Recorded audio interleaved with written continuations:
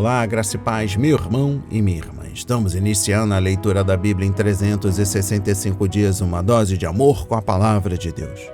Hoje, no 200º dia, trago para leitura e comentários bíblicos os livros de 1 de Reis, capítulo 22, o livro do profeta Isaías, capítulo 52, e o livro do apóstolo Marcos, capítulo 12, dos versículos 28 a 44. A minha recomendação para a sua vida é que tenha em mãos bloco de anotação, caneta ou lápis. A Bíblia é tão importante quanto a sua leitura diariamente nos aproxima de Deus, fortalecendo assim a nossa fé e esperança.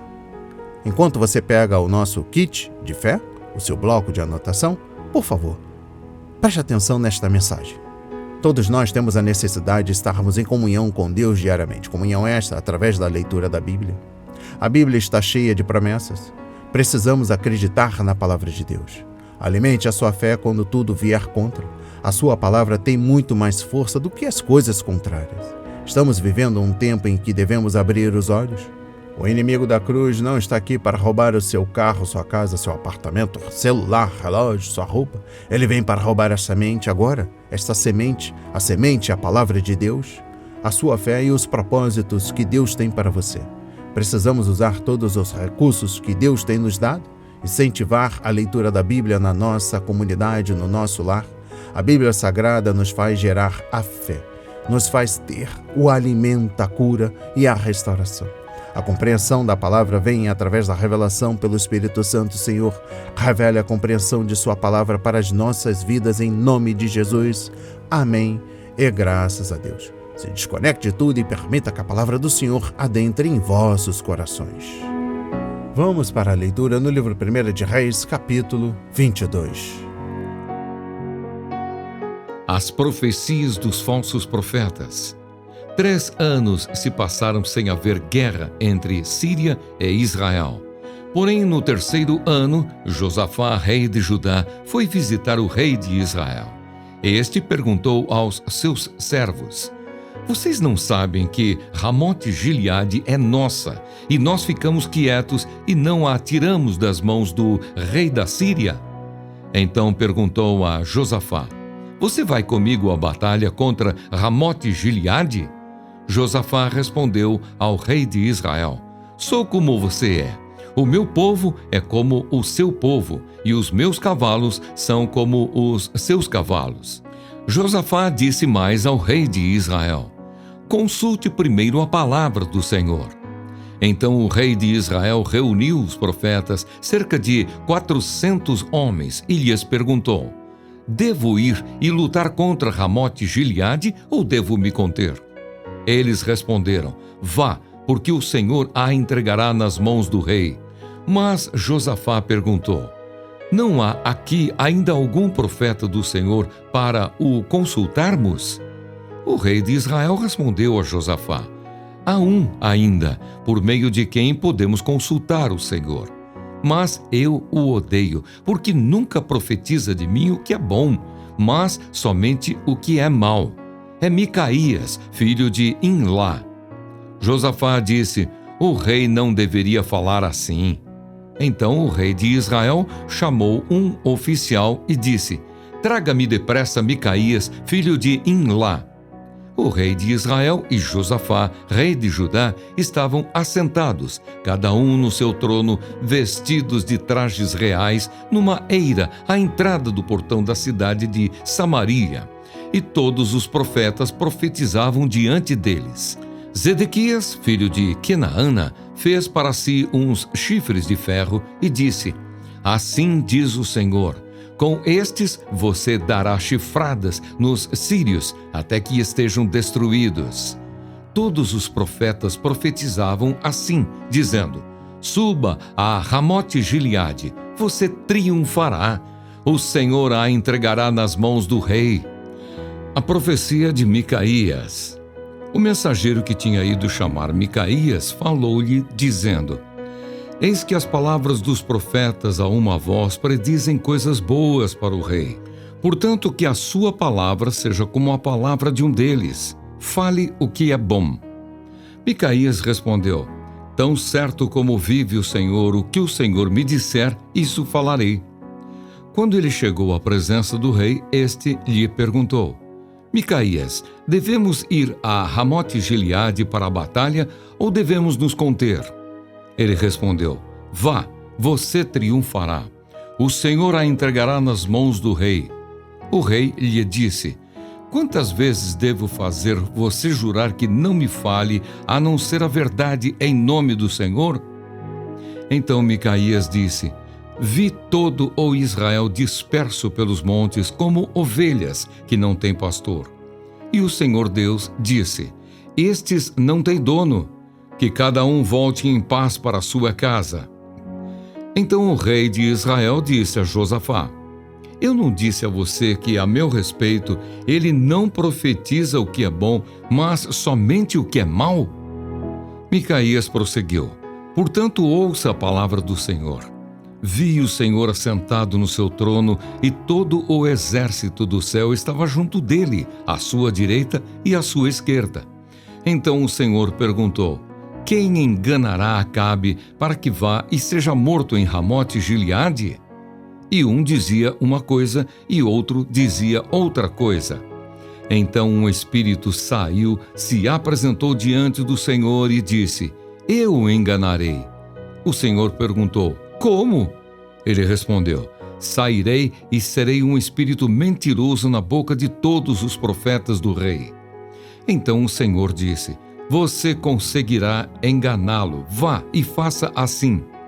E agora, eis que o Senhor pôs esse espírito mentiroso na boca de todos estes seus profetas, e o Senhor declarou que o mal vai lhe acontecer. Então Zedequias, filho de Kenaana, chegou, deu uma bofetada em Micaías e perguntou: Por onde é que passou o Espírito do Senhor ao sair de mim para falar com você? Micaías respondeu: Eis que você o verá no dia em que estiver correndo de quarto em quarto, tentando se esconder. Então o rei de Israel disse: Prenda Micaías e leve-o de volta a Amon, governador da cidade, e a Joás, filho do rei, e diga: Assim diz o rei: Metam este homem na cadeia e o ponham a pão e água até que eu volte em paz. Micaías disse: Se o rei de fato voltar em paz, é porque o Senhor não falou por meio de mim. E acrescentou: Que todos os povos ouçam isto. A morte de Acabe. O rei de Israel e Josafá, rei de Judá, foram atacar Ramote-Gileade. O rei de Israel disse a Josafá: Eu vou me disfarçar e entrar no combate, mas você use os seus trajes reais. E assim o rei de Israel se disfarçou e entrou no combate. Ora, o rei da Síria havia ordenado aos 32 capitães dos seus carros de guerra que não lutassem nem contra pequeno nem contra grande, mas somente contra o rei de Israel. Quando os capitães dos carros viram Josafá, disseram: Aquele certamente é o rei de Israel. E se dirigiram até ele para o atacar. Porém Josafá gritou. Quando os capitães dos carros de guerra viram que não era o rei de Israel, deixaram de persegui-lo. Então um homem entesou o arco e, atirando ao acaso, atingiu o rei de Israel por entre as juntas da sua armadura. Então o rei Acabe disse ao condutor do seu carro: Dê a volta e leve-me para fora do combate, porque estou gravemente ferido. A batalha se intensificou naquele dia. Quanto ao rei, seguraram-no em pé no seu carro de guerra, de frente para os sírios. Mas à tarde ele morreu. O sangue corria da ferida para o fundo do carro. Ao pôr do sol, fez-se ouvir um grito pelo acampamento que dizia: Cada um para a sua cidade e cada um para a sua terra. Morto o rei, levaram-no a Samaria, onde o sepultaram. Quando lavaram o carro de guerra junto à cisterna de Samaria, os cães lamberam o sangue do rei, segundo a palavra que o Senhor tinha dito. As prostitutas banharam-se naquelas águas.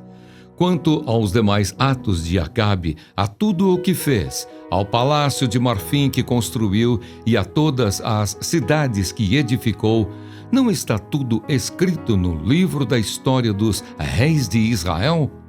Assim, Acabe morreu e Acasias, seu filho, reinou em seu lugar. O reinado e a morte de Josafá.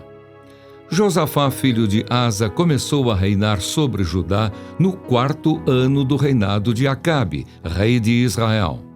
Josafá tinha 35 anos de idade quando começou a reinar e reinou 25 anos em Jerusalém. A mãe dele se chamava Azuba e era filha de Sili. Josafá andou em todos os caminhos de Asa, seu pai. Não se desviou deles e fez o que era reto aos olhos do Senhor. Os lugares altos, porém, não foram destruídos. Neles o povo ainda oferecia sacrifícios e queimava incenso.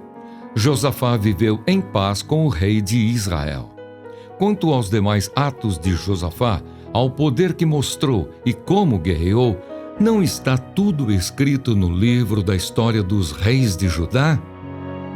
Também exterminou da terra os restantes dos prostitutos cultuais que ficaram nos dias de Asa, seu pai. Nessa época não havia rei em Edom, porém somente um governador. Josafá fez grandes navios para irem a Ofir em busca de ouro. Porém não foram, porque os navios se quebraram em Ezion-Geber. Então Acasias, filho de Acabe, disse a Josafá: "Deixe que os meus servos naveguem com os seus." Porém Josafá não quis. Josafá morreu e foi sepultado na cidade de Davi, seu pai, e Jeorão, seu filho, reinou em seu lugar. O reinado de Acasias de Israel. Acasias, filho de Acabe, começou a reinar sobre Israel em Samaria, no 17º ano do reinado de Josafá, rei de Judá, e reinou 2 anos sobre Israel. Fez o que era mal aos olhos do Senhor, pois andou nos caminhos de seu pai, bem como nos caminhos de sua mãe e nos caminhos de Jeroboão, filho de Nebate, que levou Israel a pecar. Ele serviu a Baal e o adorou, como seu pai havia feito antes dele, provocando o Senhor Deus de Israel a ira. Amém. Compreendendo o livro 1 de Reis, capítulo 22, trago o versículo 2. Josafá, rei de Judá, seguiu os passos de Davi e procurou agradar ao Senhor, conforme 2 de Crônicas, capítulo 17, versículos 1 a 6. Ele enviou sacerdotes a toda a terra para ensinar e explicar a lei de Deus ao povo, 2 de Crônicas, capítulo 17, versículos 7 a 9. E designou outros sacerdotes para servir como juízes fiéis, a quem os judeus poderiam apresentar seus litígios.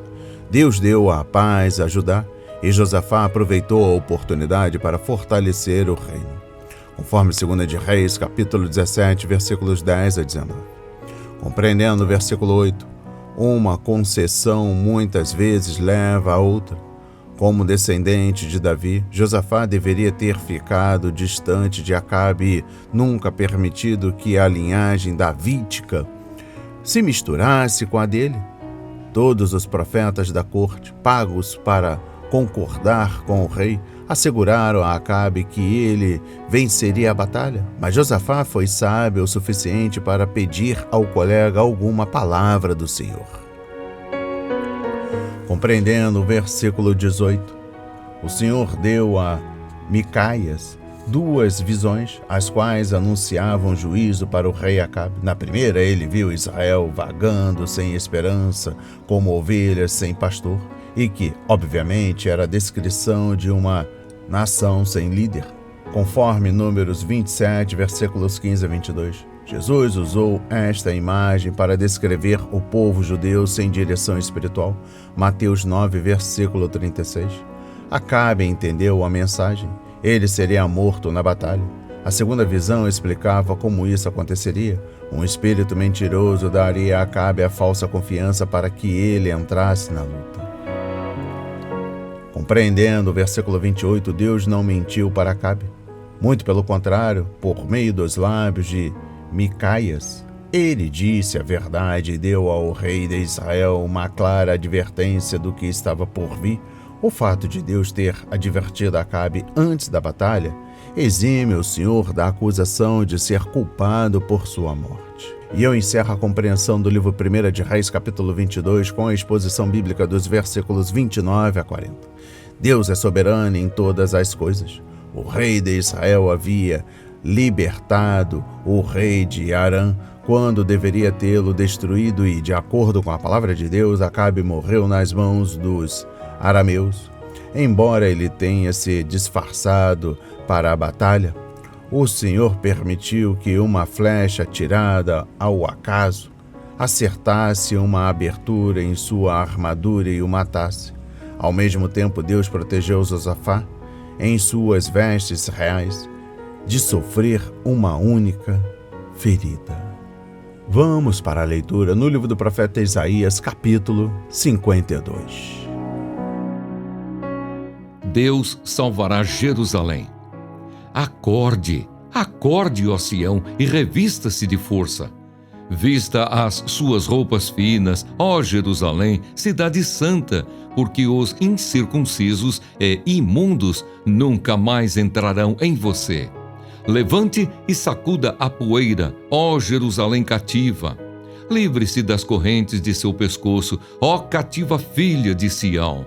Porque assim diz o Senhor: por nada vocês foram vendidos e sem dinheiro serão resgatados. Porque assim diz o Senhor Deus: o meu povo no princípio desceu ao Egito para nele habitar, e a Assíria sem razão o oprimiu. Agora, que farei eu aqui, diz o Senhor, pois o meu povo foi levado por nada.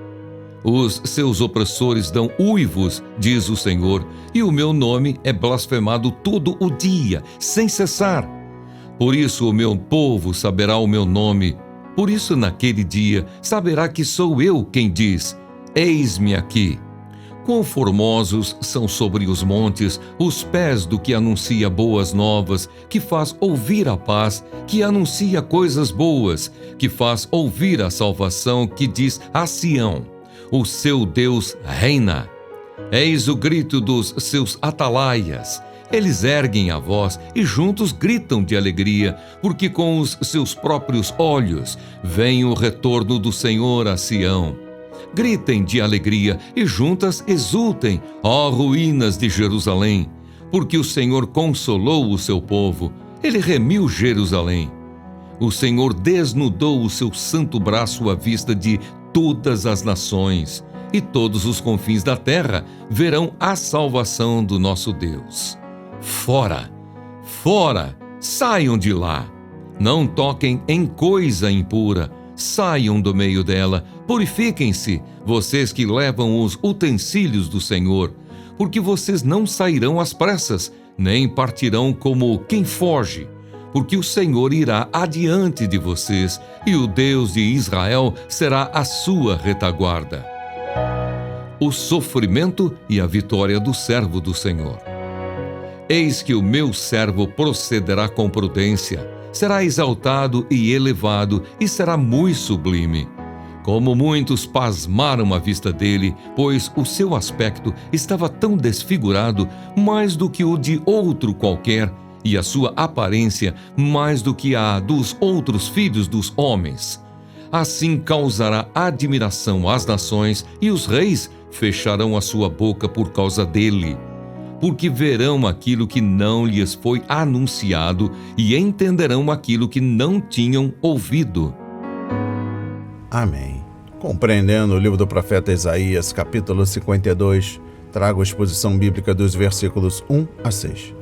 Este parágrafo é dirigido a Jerusalém. Trata-se de uma ordem não apenas para que ela desperte, mas para que se vista. Não bastava sair de seu estado de letargia, conforme capítulo 51, versículos 17 a 23. A cidade santa também deve pôr suas vestes gloriosas. A rainha Babilônia cairia no pó, envergonhada, conforme capítulo 47, versículo 1. Mas Jerusalém se levantaria e seria entronizada como uma rainha. O Egito havia escravizado o povo de Deus, a Assíria o havia oprimido e a Babilônia levou os judeus cativos. Mas agora isso havia acordado. É claro que O cumprimento final desta promessa ocorrerá quando o Messias retornar, libertando Jerusalém de seus inimigos e estabelecendo o Monte Sião como a alegria de toda a terra.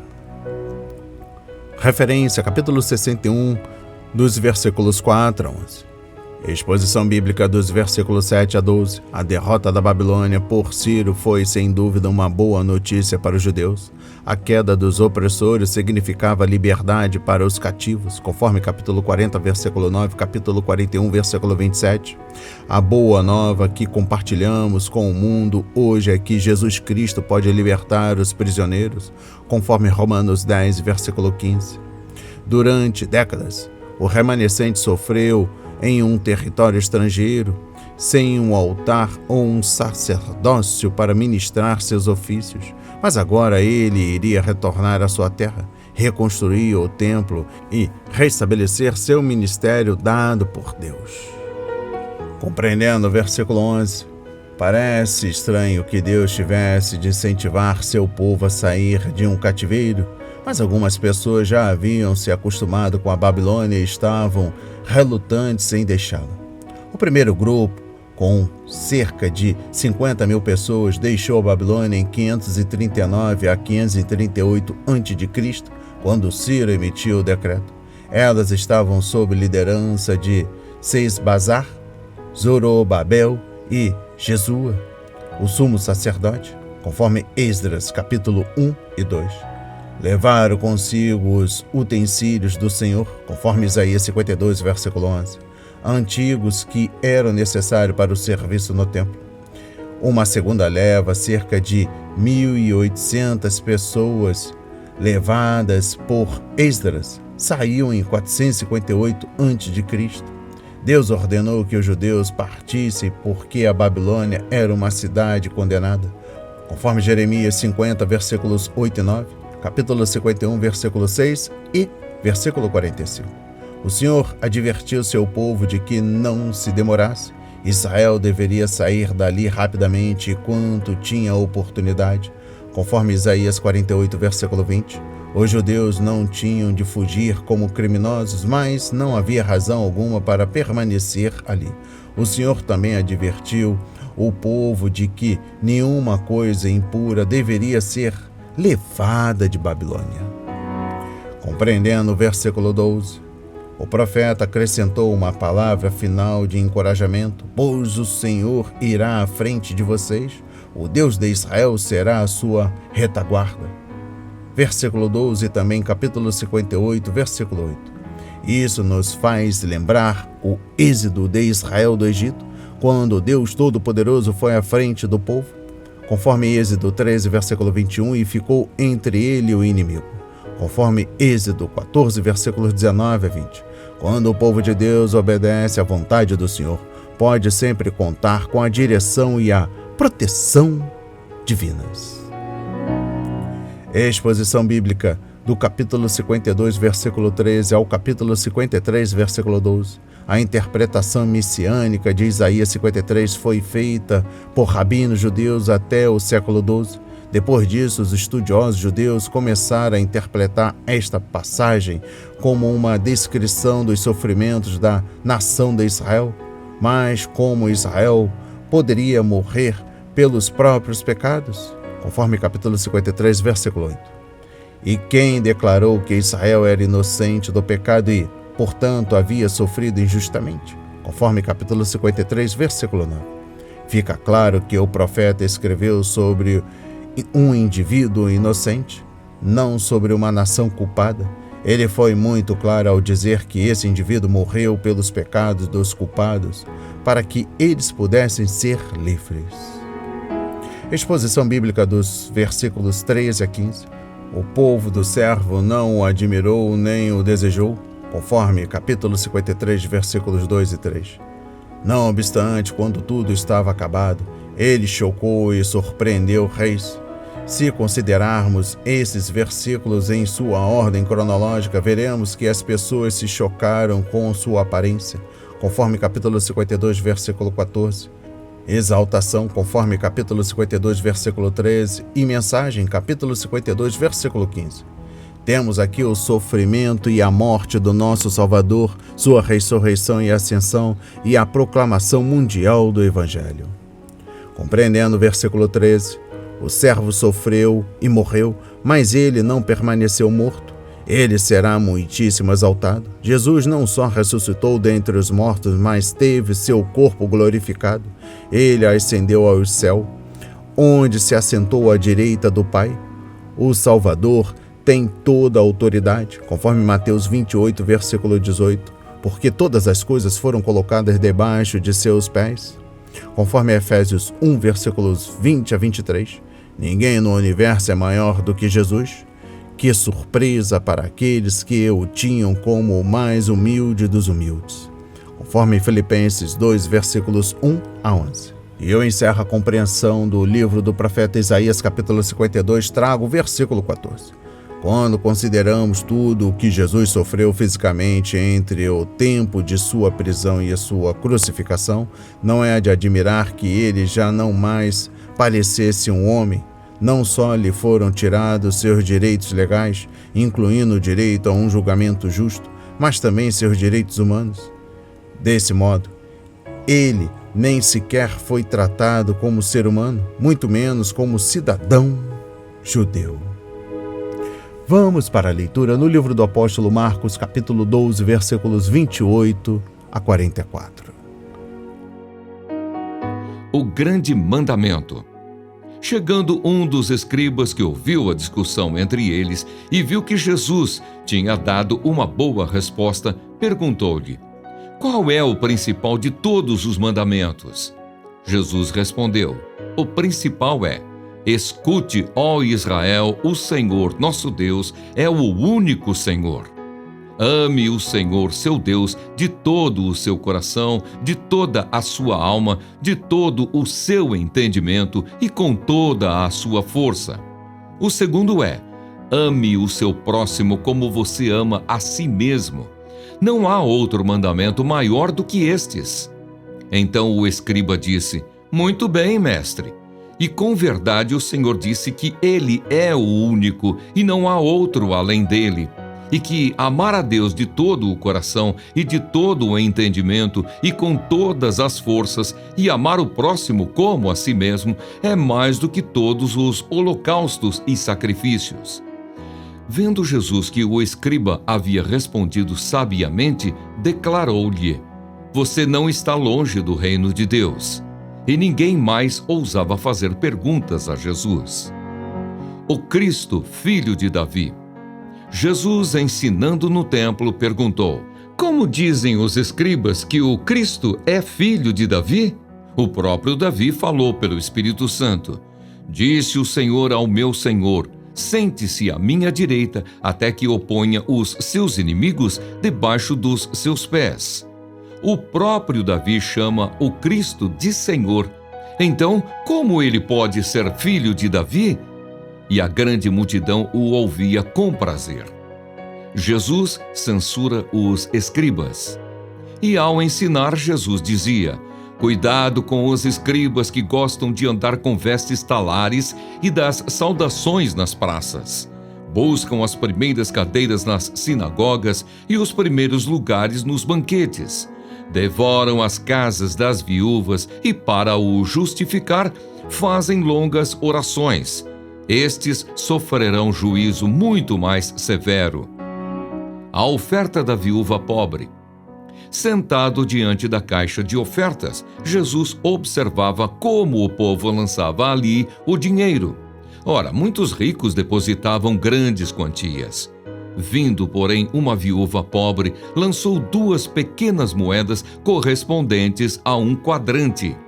E chamando os seus discípulos, Jesus disse: em verdade lhes digo que esta viúva pobre lançou na caixa de ofertas mais do que todos os ofertantes, porque todos eles deram daquilo que lhes sobrava. Ela, porém, da sua pobreza, deu tudo o que possuía, todo o seu sustento. Amém. Compreendendo o livro do apóstolo Marcos, capítulo 12, dos versículos 28 a 44, trago a exposição bíblica dos versículos 28 a 34. O próximo desafiante era um escriba, também fariseu, conforme capítulo 22, versículos 34 a 35 do livro de Mateus. Os escribas chegaram à conclusão de que os judeus eram obrigados a obedecer a 613 estatutos da lei, 365 preceitos negativos e 248 positivos. Um de seus exercícios favoritos era discutir qual desses mandamentos divinos era o maior. Exposição bíblica dos versículos 32 a 34. Quando começou esta conversa, o escriba era apenas um instrumento dos fariseus que estavam tentando obter provas contra Jesus, conforme Mateus 22, versículo 35. Contudo, depois de ouvir a resposta de nosso Senhor, aquele escriba teve a coragem de elogiar o Senhor por sua resposta. A palavra havia falado ao coração do homem e ele estava começando a ter uma compreensão espiritual mais profunda da fé que julgava entender.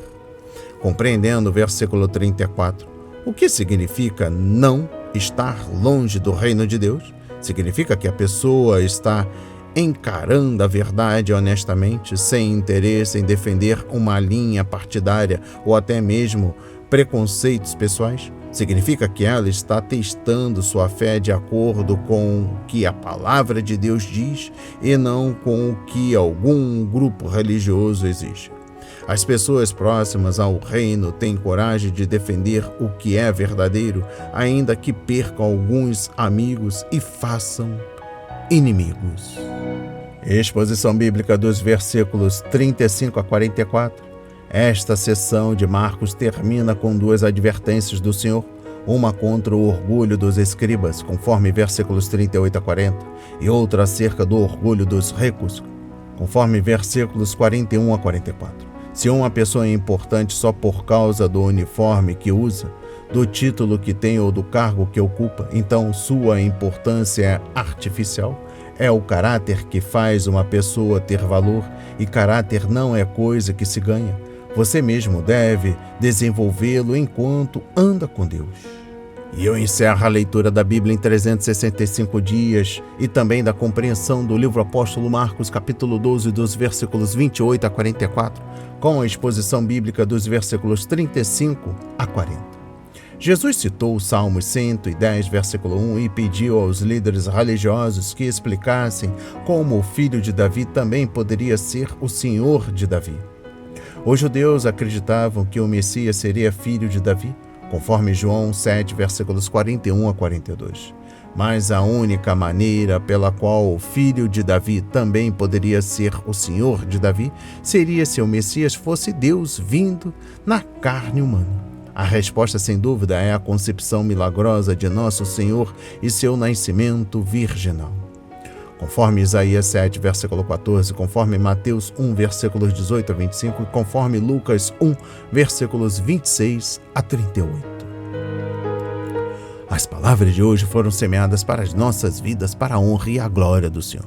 Receba este alimento diário, não hesite, compartilhe. Deus está interessado na minha e na sua dor.